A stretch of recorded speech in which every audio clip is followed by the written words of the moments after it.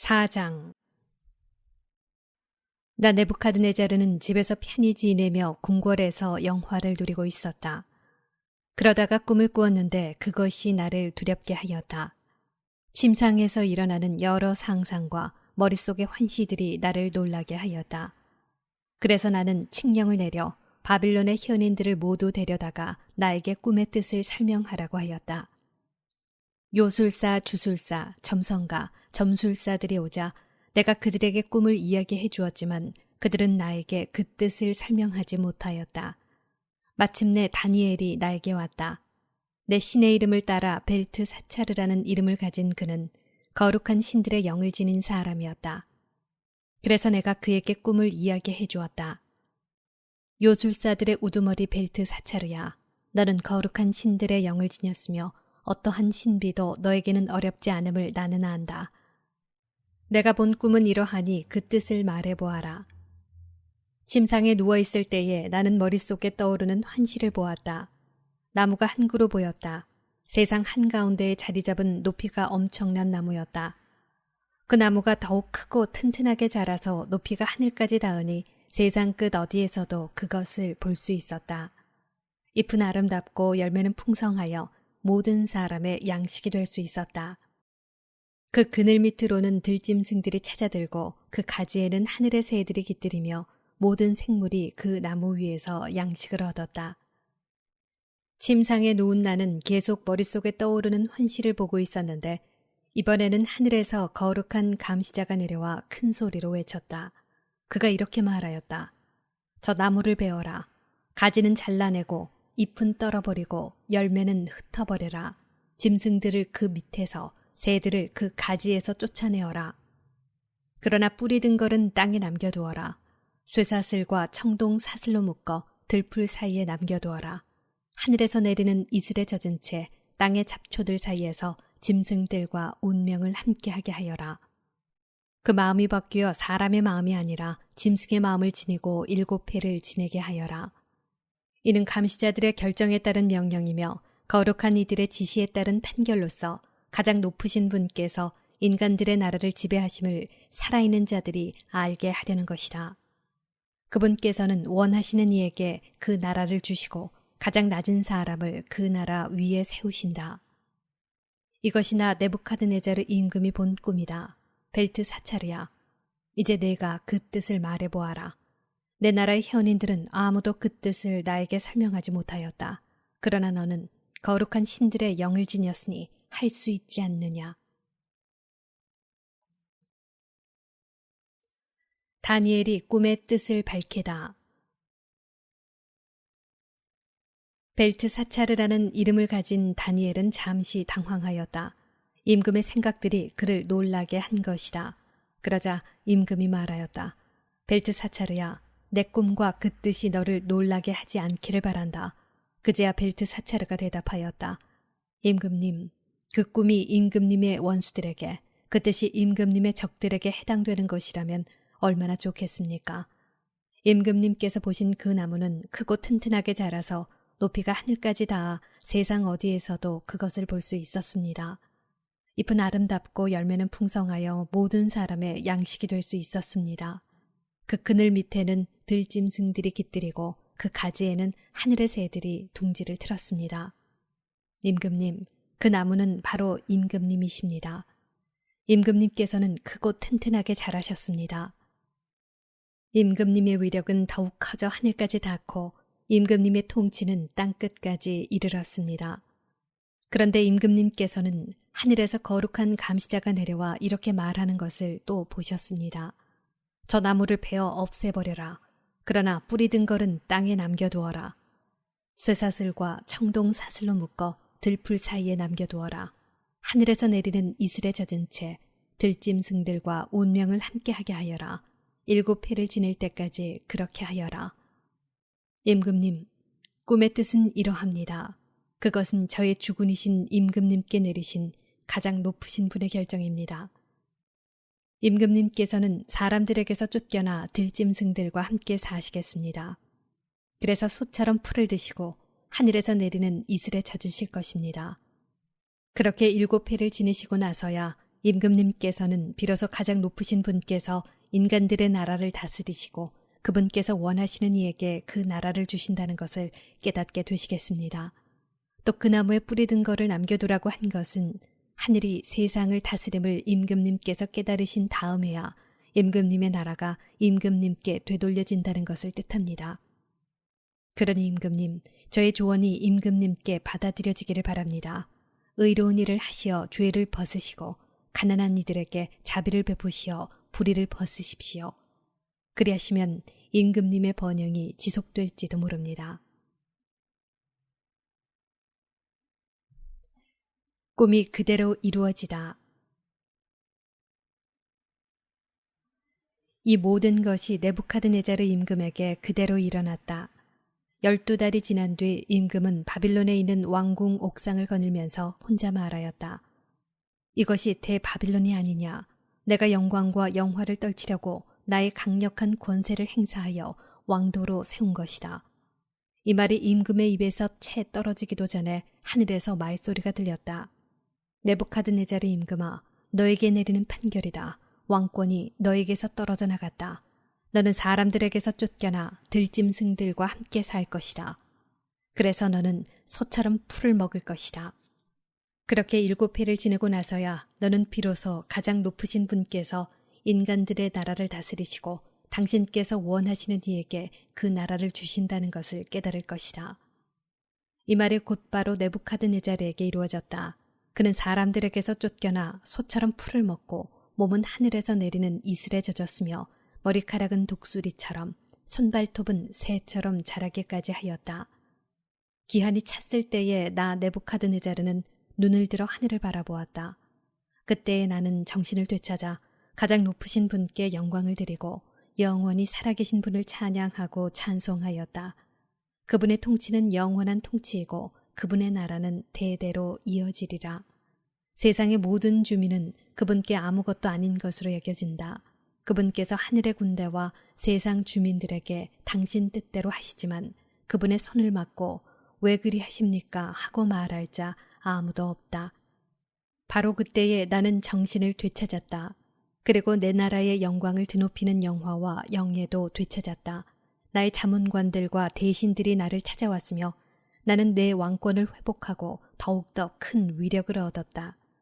이제나 네부카드네자르는 하늘의 임금님을 찬양하고 숭상하며 찬송한다. 그분께서 하시는 일은 모두 진실하고 그 길은 다 공정하니 그분께서는 교만 속에 걷는 자들을 낮추실 수 있는 분이시다.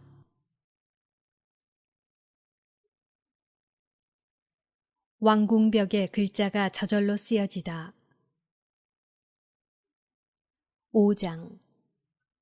벨사차르 임금이 1000명에 이르는 자기 대신들을 위하여 큰 잔치를 벌이고 그 1000명 앞에서 술을 마시고 있었다.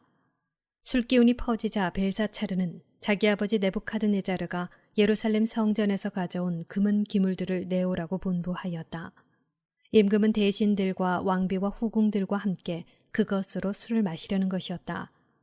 예루살렘에 있던 성전, 곧 하느님의 집에서 가져온 금기물들을 내오자 임금은 대신들과 왕비와 후궁들과 함께 그것으로 술을 마셨다. 그렇게 술을 마시면서 금과 은, 청동과 쇠, 나무와 돌로 된 신들을 찬양하였다. 그런데 갑자기 사람 손가락이 나타나더니 촛대 앞 왕궁 석고벽에 글을 쓰기 시작하였다. 임금은 글자를 쓰는 손을 보고 있었다. 그러다가 임금은 얼굴빛이 달라졌다. 떠오르는 생각들이 그를 놀라게 한 것이다. 허리에 뼈마디들이 풀리고 무릎이 서로 부딪혔다. 임금은 큰 소리로 주술사들과 점성가들과 점술사들을 데려오라고 외쳤다. 임금은 또 바빌론의 현인들에게 말하였다. 누구든지 저 글자를 읽고 그 뜻을 밝혀주는 사람은 자주색 옷을 입히고 금목걸이를 목에 걸어주고 이 나라에서 셋째 가는 통치자로 삼겠다. 그리하여 임금의 현인들이 모두 들어왔지만 그 글자를 읽지도 못하고 임금에게 그 뜻을 설명하지도 못하였다. 벨사차르 임금은 크게 놀라며 얼굴빛이 달라지고 대신들은 혼란에 빠졌다. 그때 왕후가 임금과 대신들이 하는 말을 전해 듣고 연회장으로 가서 말하였다. 임금님 만수무강하시기를 빕니다. 임금님께서는 이런저런 생각으로 놀라시거나 얼굴빛이 달라지실 까닭이 없습니다. 임금님의 나라에는 거룩하신 신들의 영을 지닌 사람이 하나 있습니다. 임금님의 아버지 시대에 그는 형안과 통찰력과 신들의 지혜 같은 지혜를 지닌 사람으로 드러났습니다. 그리하여 임금님의 아버지 네부카드네자르 임금님께서는 그 사람을 요술사들과 주술사들과 점성가들과 점술사들의 우두머리로 세우셨습니다. 임금님의 아버지께서 그렇게 하셨습니다. 네부카드네자르 임금님께서 벨트사차르라는 이름을 지어주신 그 다니엘이 빼어난 정신과 지식과 통찰력을 지녀 꿈을 해석하고 수수께끼를 풀며 어려운 문제들을 풀어내는 사람으로 드러났기 때문입니다. 이제 다니엘을 부르십시오. 그가 저 글자의 뜻을 밝혀줄 것입니다.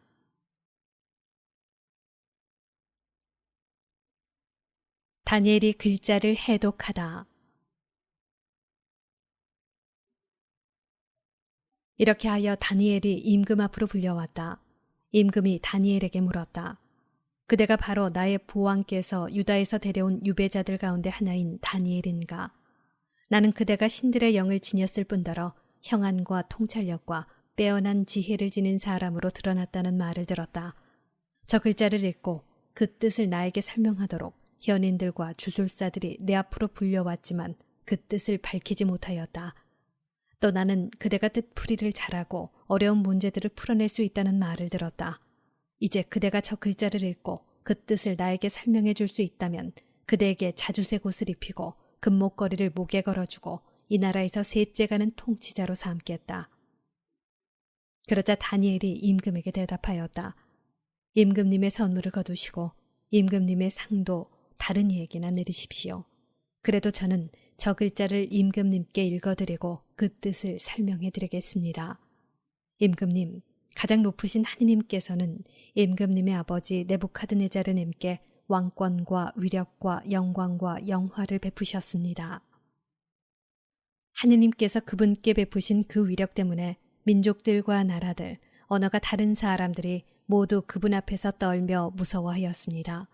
네부카드네자르님께서는 원하시는 대로 사람을 죽이기도 하시고 원하시는 대로 사람을 살리기도 하셨으며 원하시는 대로 사람을 높이기도 하시고 원하시는 대로 사람을 낮추기도 하셨습니다.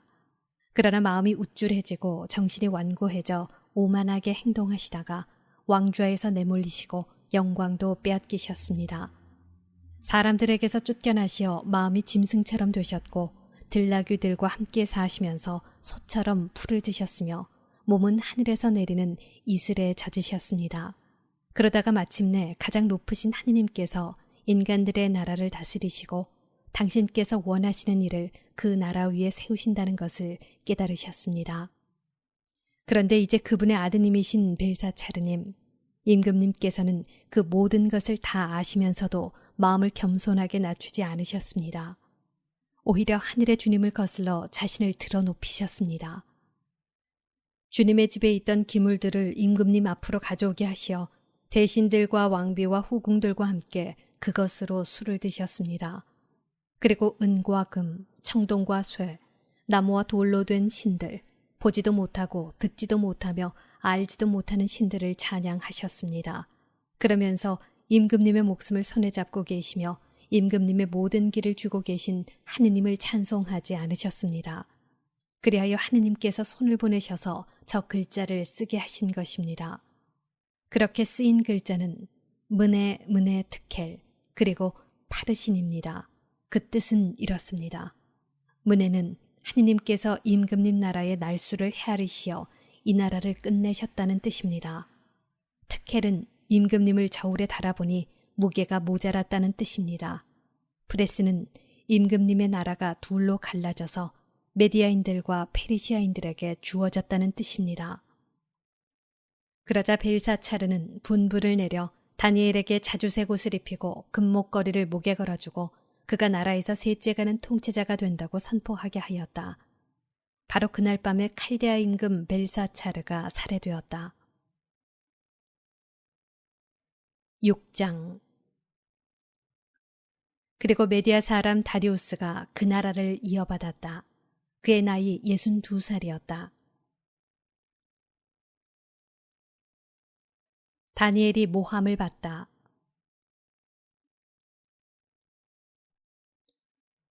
다리우스는 자기의 뜻대로 나라의 총독 120명을 세워 온 나라에 두루 주재하게 하고 그들 위로 다시 제상 3사람을 임명하였는데 다니엘도 그 가운데 한 사람이었다.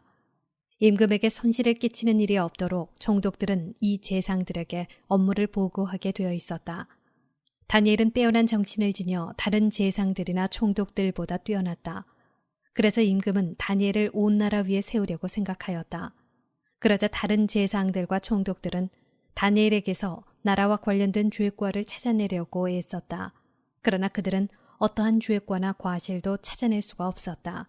다니엘이 충실한 사람이어서 아무런 태만이나 과실이 없었기 때문이다. 그래서 그들은 서로 저 다니엘이 믿는 하느님의 법과 관련하여 무엇을 찾아내기 전에는 그에게서 아무런 죄과도 찾아내지 못할 것이다 하고 말하였다. 그리하여 그 제상들과 총독들은 임금에게 몰려가서 이렇게 말하였다. 다리우스 임금님, 만수무강하시기를 빕니다. 나라의 모든 제상 그리고 태수들과 총독들과 자문관들과 지방관들은 임금님께서 법령을 세우시고 금령을 엄하게 만드셔야 한다고 의견을 모았습니다.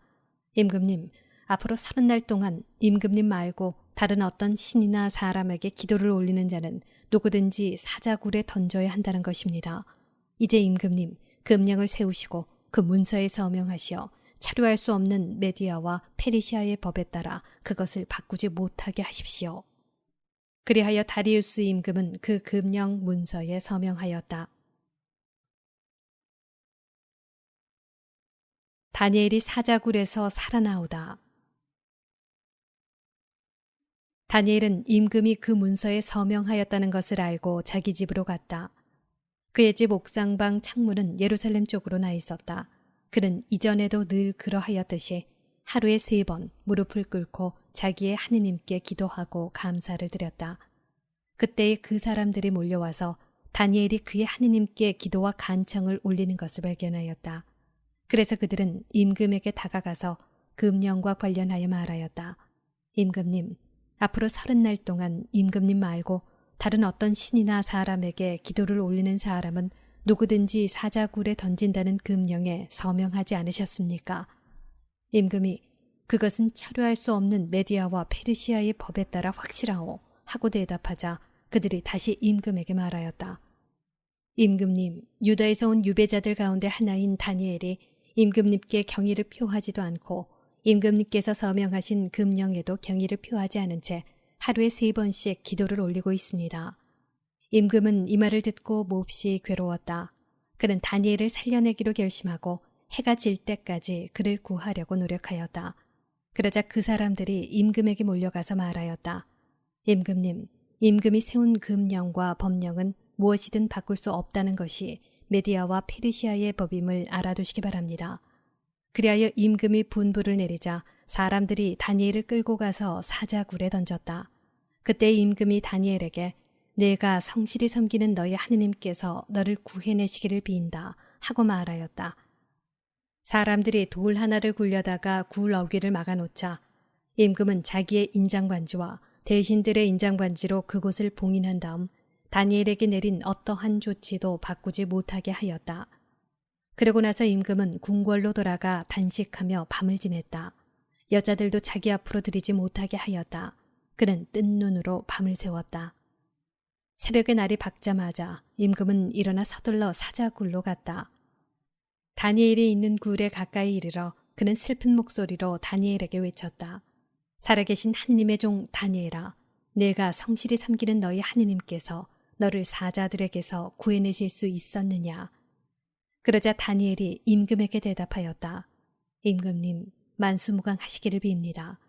저희 하느님께서 천사를 보내시어 사자들의 입을 막으셨으므로 사자들이 저를 해치지 못하였습니다. 제가 그분 앞에서 무죄하다는 사실이 드러났기 때문입니다. 그리고 임금님, 저는 임금님께도 잘못을 저지르지 않았습니다. 임금은 몹시 기뻐하며 다니엘을 굴에서 끌어올리라고 분부하니 사람들이 그를 굴에서 끌어올렸다. 다니엘에게는 아무런 상처도 보이지 않았다. 그가 자기의 하느님을 믿었기 때문이다.